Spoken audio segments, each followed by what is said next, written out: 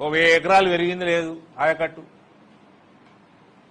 మళ్ళా ఈ మొనగాడు వచ్చి మా ముత్తాత పోలీస్ పటేల్, మా తాత పోలీస్ పటేల్, మా నాయన పోలీస్ పటేల్, నేను వచ్చి నా పోలీస్ పటేల్ గిరి చూపిస్తా అని ఏం గిరి చూపిస్తున్నావయ్యా? నువ్వు కేసీఆర్ గులాం గిరి చూపిస్తున్నావు.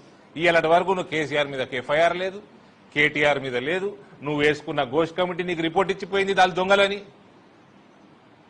నీకు ఫోన్ ట్యాపింగ్ మీద ముందు పోవు,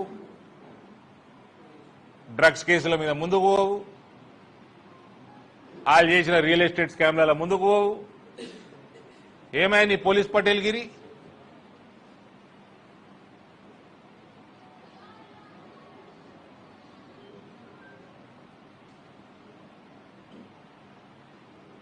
ఈ కారు ఆ కారు బేకార్ అయిపోయింది.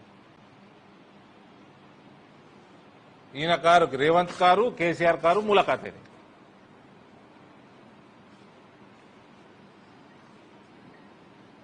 పౌరుషం లేకుండా పోయింది వీళ్ళకి. ఈయన తీసుకపోయి బొక్కలేసిండు ఆయన.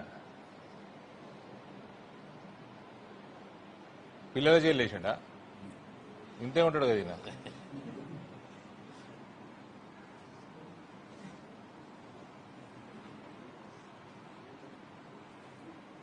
అంత వేసినా కూడా యాదికి లేదా? పౌరుషం ఏమా చచ్చిపోయిందా పోలీస్ పటేల్? ఇది పరిస్థితి. ఇలా రైతుల గోసవడినాలే ఎవరు చూసుకోవాలి? మొత్తం కేంద్రం 1 కోటి టన్నులు ప్రతి సంవత్సరం ప్రొక్యూర్ చేయంగా మీరు ప్రొక్యూర్మెంట్ టైంలీ చేసుకోకపోవడము, గని బ్యాచ్ చేసుకోకపోవడము, ట్రాన్స్పోర్ట్ సరిగ్గా పెట్టుకోకపోవడము, లేబర్ అరేంజ్మెంట్లు చేయకపోవడము, అది ఒక ధాన్యాలు తడిసిపోడేంది, ప్రతి సంవత్సరం ప్రతి పంట ఇదే పంచాయతీ ఏంది? నిజామాబాద్ మార్కెట్ యార్డ్ల పైసలు ఎక్కువ వస్తాయి.